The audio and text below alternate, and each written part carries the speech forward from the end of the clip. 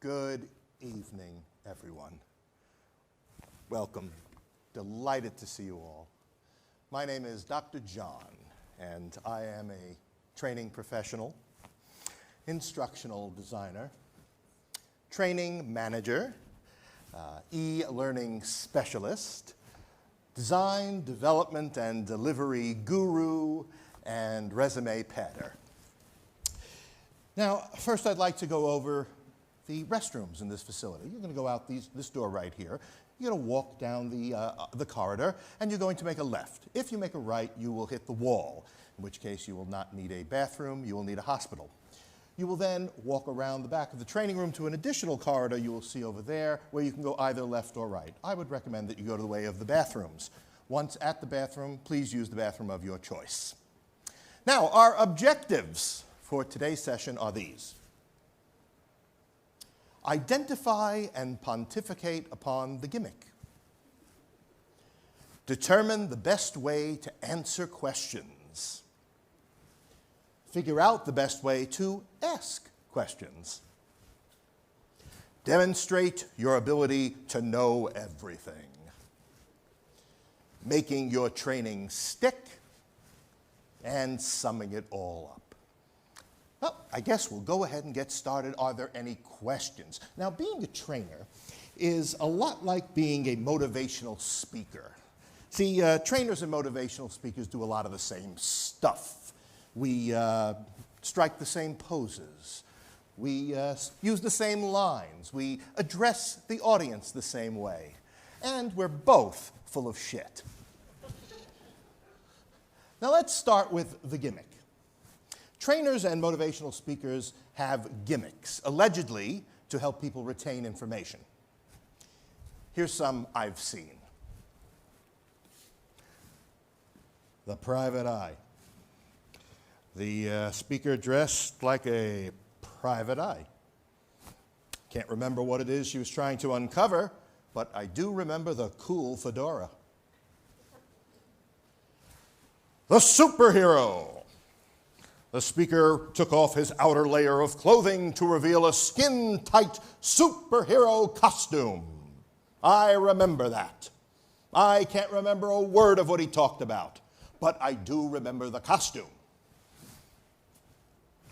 You know, for all it covered, it was way too revealing. Ah, the race car guy. Vroom, vroom. I can't remember what he talked about, but I do recall something about a car and brakes and the highway of life. You know, I might be mixing him up with my mechanic. Ah, there's the guy who said everyone was his best friend. Everybody in the room was his best friend. Now, how could we all be his best friend? And what does that do to the meaning of the word best? Besides, I didn't really like him. And here was the woman who sang her own original songs. And all I can remember is that I hated the music, the cornball lyrics, and her voice. And there was the guy who showed pictures of his kid selling popcorn. A cute kid. Wonder what the hell he talked about. Oh, and there's the famous guy who adds an extra syllable at the end of words after almost every sentence. I've got something that can change your life. Treat your fellow man with kindness, and he will repay your efforts with charity. I have seen them all, and I have adopted them all. You gotta have a gimmick. Don't go on without one, because otherwise it'll just be you. And what do you got?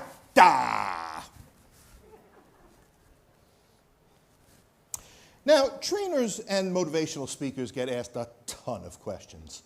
See, if you got them hooked with your gimmick, they're going to start to listen to you. And when they do, they're going to think you know what the hell you're talking about.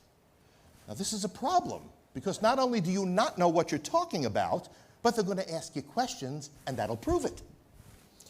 And when they do, they're going to look at you, as if you had the answers to all of life's mysteries and you were the expert on everything, not just the topic you're speaking on and know nothing about. Now, there are two types of questions.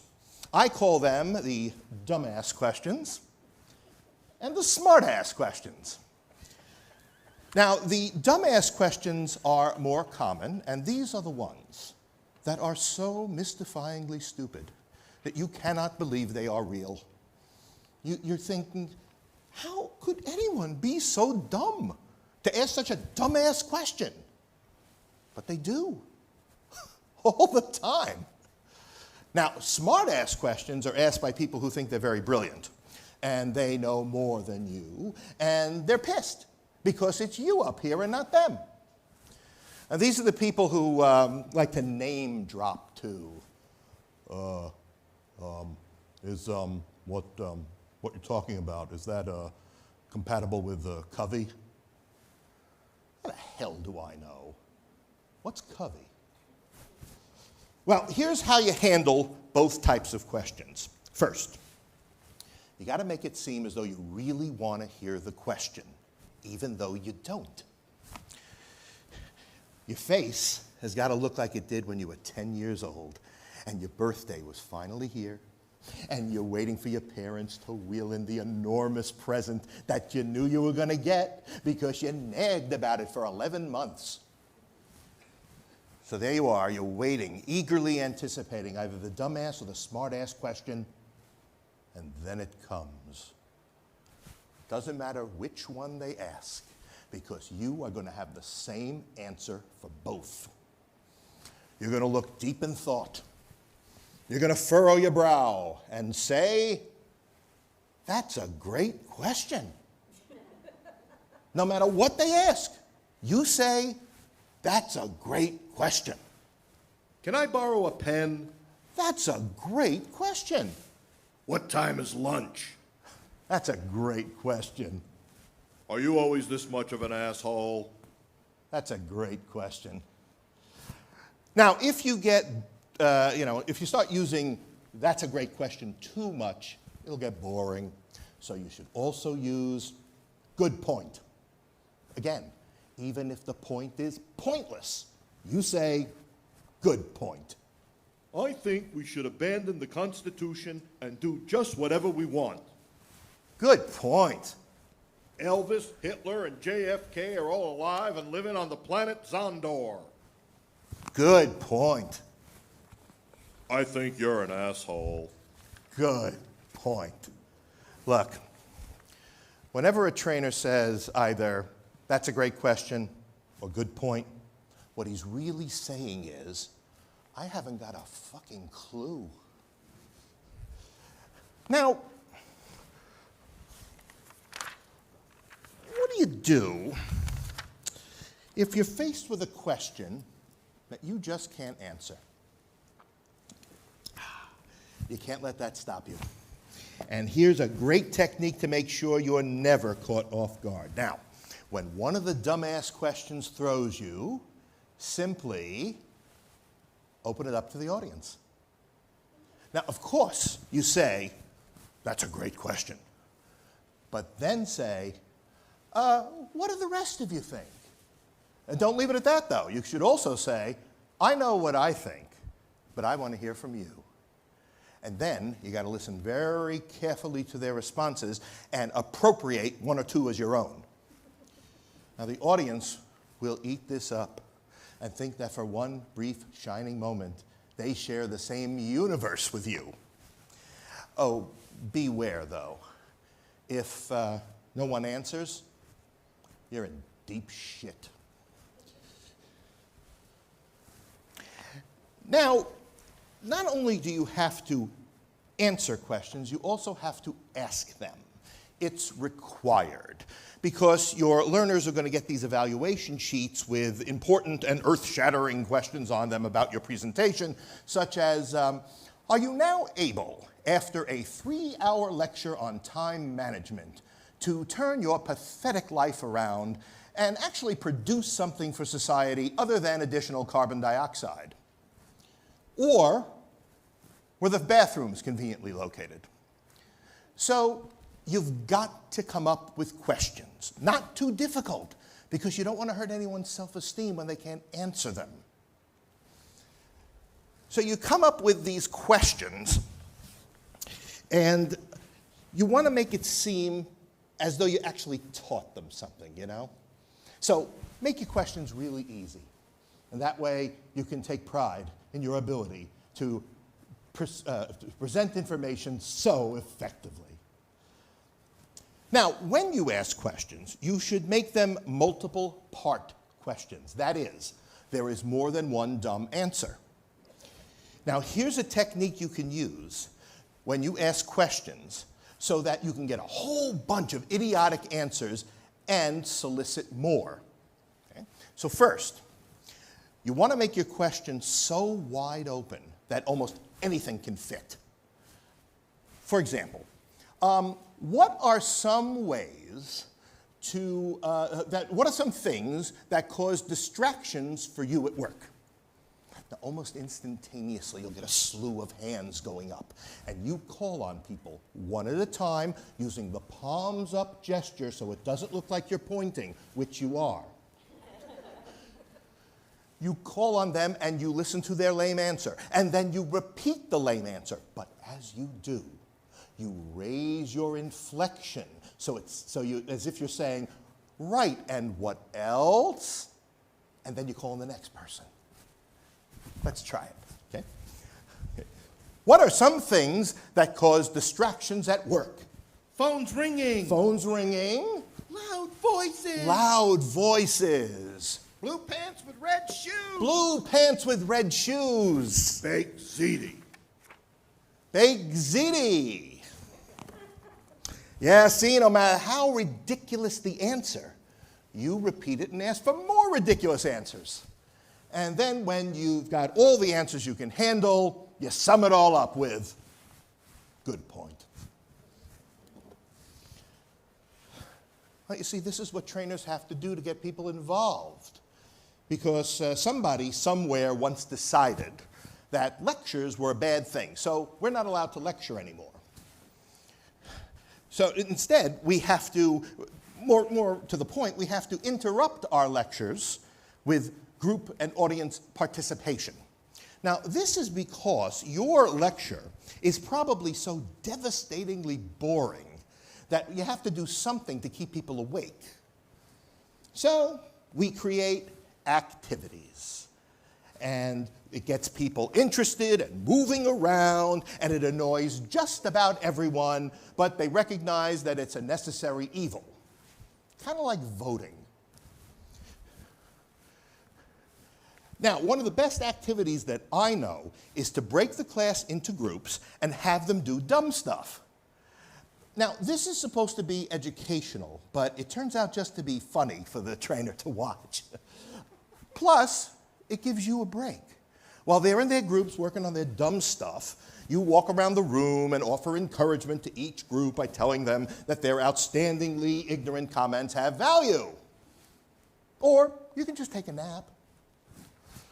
Now, always have plenty of these giant-sized Post-it notepads and lots of colorful markers. Okay? Now try to get the ones that smell like, you know, cotton candy and oranges, because they're really fun to sniff. I would avoid, however, sniffing the dry erase marker, though, because that'll send you into orbit. Whoa, okay. So now, you've got your paper, you got your markers, and you're going to break the class into groups and let them work together to put stupid stuff on their papers. And while they're working, you can walk around, as I said before. And then, when they're all ready, you have them share their stuff to the audience. But you know what you got to do? You got to try and make it a very obvious kind of thing, right? So, for example, list some reasons why it's not a good idea to kill your grandmother. Or, what does the word nice mean to you? So then, You have them share their ideas to the rest of the class, and this way everybody can ooh and ah at the vacuousness of their groupthink.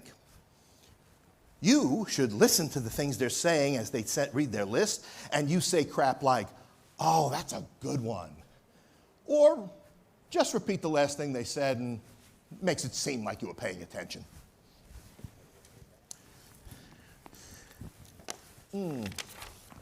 Training dries you out.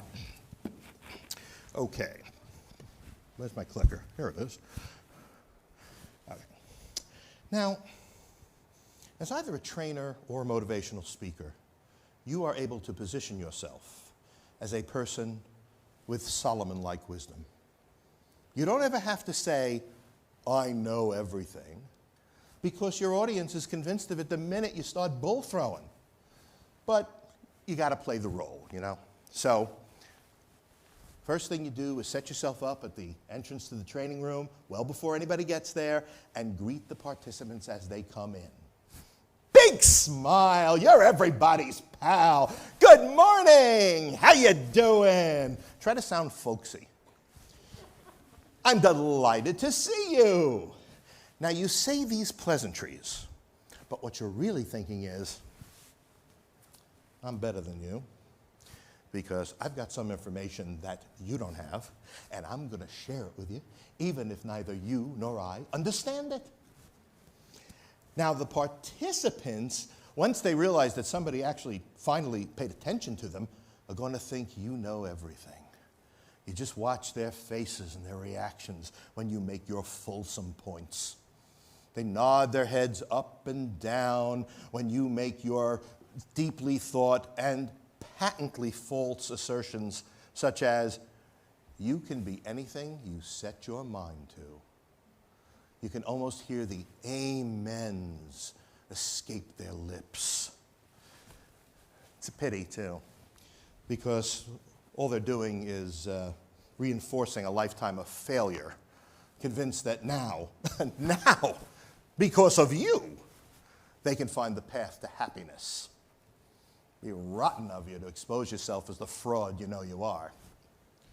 So, you stand there, you try to be pleasant when they bring out their crazy comments and suggestions, and you're smug because it's you up here. And you get to spew gobbledygook while they're sitting there thinking, oh, this is what I've been missing. Amen, brother. Amen. Now, one of the best ways to prove that you know everything is to dress it. You know, with rare exception, most people come to training dressed like Mr. Green Jeans. This demonstrates that training is not a priority for them. Now, it's a day out of the office. But you are definitely in the office when you train, so dress the part. Men and women should wear well-tailored suits,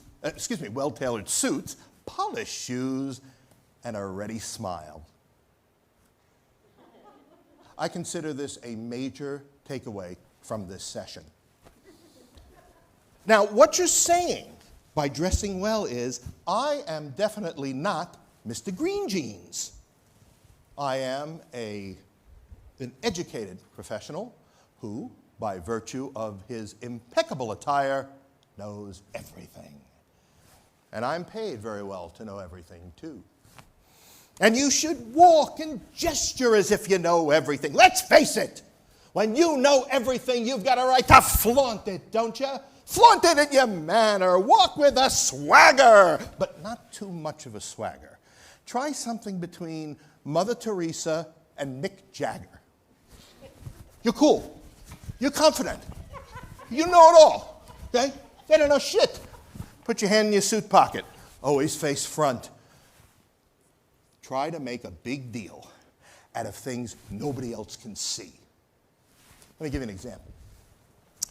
So I always tell the story about the time I was the training manager for a fast food company. And we were going to teach the new cooks how to make hamburgers. So on my first day, the company wanted me to make hamburgers too. so I could get a feel for what the cooks making, minimum wage were going through. So anyway, so I come into the test kitchen, and I'm handed this card with instructions that tells me exactly what to put on each type of hamburger and in what order. And I said, this isn't training. This is a card with instructions. I mean, how passive is that, right? I mean, training's supposed to be interactive, right? No one's going to learn anything from this card. You know what killed me? Is that nobody else could see this. They're all turning out hamburger after hamburger, slavishly following this card, and successfully churning out one hamburger after another, and no one could see they weren't being trained. I mean, I was shocked. And I said, right then and there, in front of everybody, and the one hamburger I was able to make because it had no toppings, that I was going to revolutionize this training program and bring it into the 21st century. So I ran back to my office and I started work on a web-based interactive training entitled Making Hamburgers the Blankety-Blank Way. I can't mention the name of the company while the case is still pending trial. But anyway, this program had simulated meat and simulated lettuce and simulated sauce and a timer function. And you dragged the meat and the toppings and the bun onto a fake animated grill and made hamburgers. No hot kitchen, no spills and stains, no plates, no hot oil from the fries. This was quality, interactive training. Look, it doesn't have to look anything like real life. It's glitzy, it's polished, it's smooth, just like you. Who says you can't shine shit?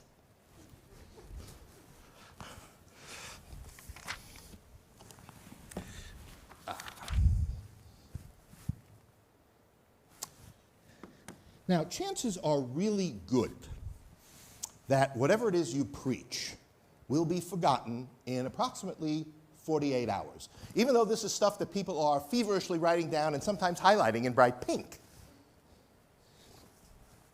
So you've got to figure out how to make your training stick. Now, why does this happen? Part of the reason is that most participants don't have a chance to apply what they've learned.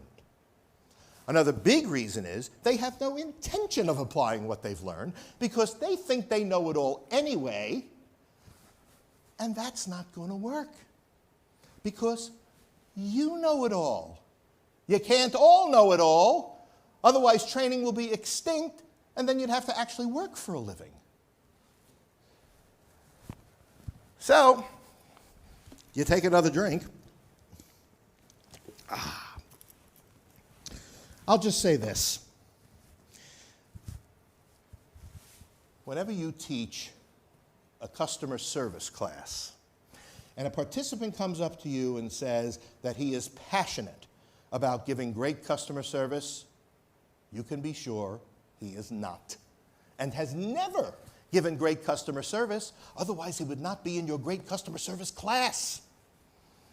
So your great customer service training will stick for about 2 days.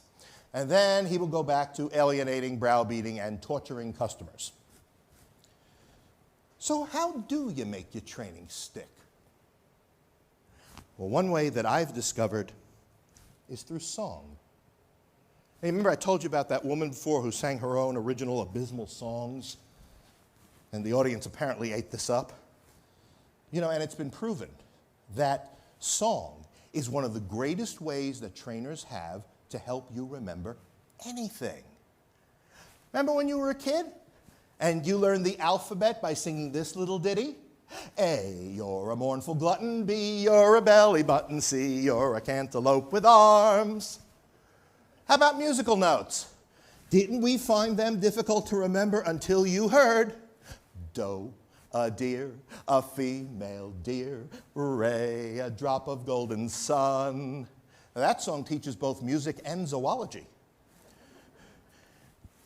And what about how many months there are, how many days there are in each month?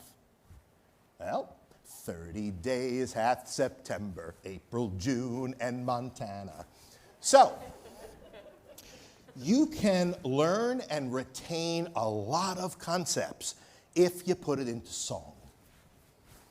Now, I've written a song for just this reason, and it works for all occasions and all topics because it's exactly what the audience wants to hear. It's entitled, Because You Are. And I'm telling you, this works for functional training, technical training, soft skills training, motivational training, informational training, anything you can think of. It gets the audience nodding its head, silently shouting, Amen. I'd like to do it for you right now. And it goes something like this. You are a star because you are. You can go far because you are. You'll never have to work a day in your life. You'll get all the things you want from life. You'll be loved and cared for throughout your life because you are. Your opportunities will not be missed because you are. All you need do is exist because you are. The world is waiting for you. It must repay what it owes to you for all the great things you will do because you are, because you are, because you are.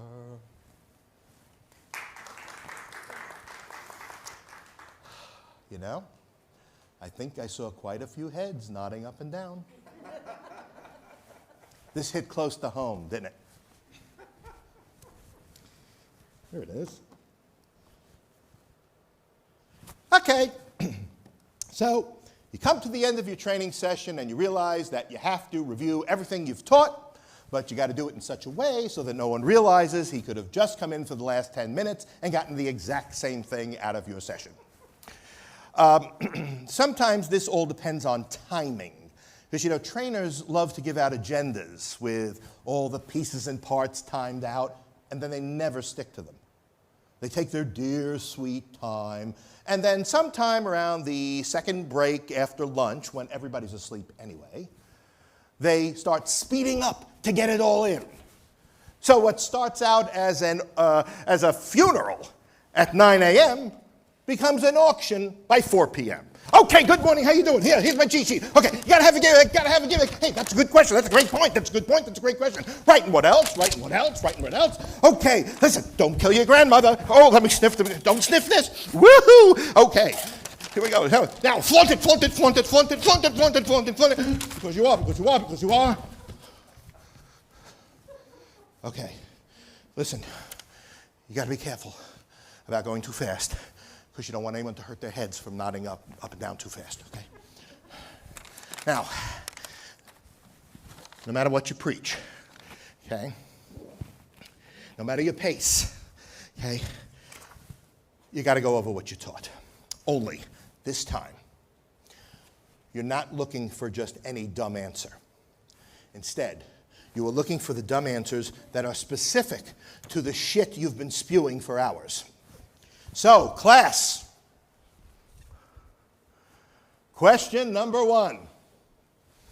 What are 2 types of questions a person can ask in a training session? Dumbass. Good, dumbass, and what else? And smart. Excellent. Okay, let's go. Okay, don't get too cocky. Okay, you're right, dumbass and smartass. Okay, question number 2. Now, what's a good way to help people retain information? Excellent, right. Put it in a song. Okay? Question 3. What are 2 ways to respond to completely lame-brain questions? Good point, and? You guys, you're right. Great question and good point. You guys did great. Sounds like you were really paying attention. Okay, let me take a quick swig.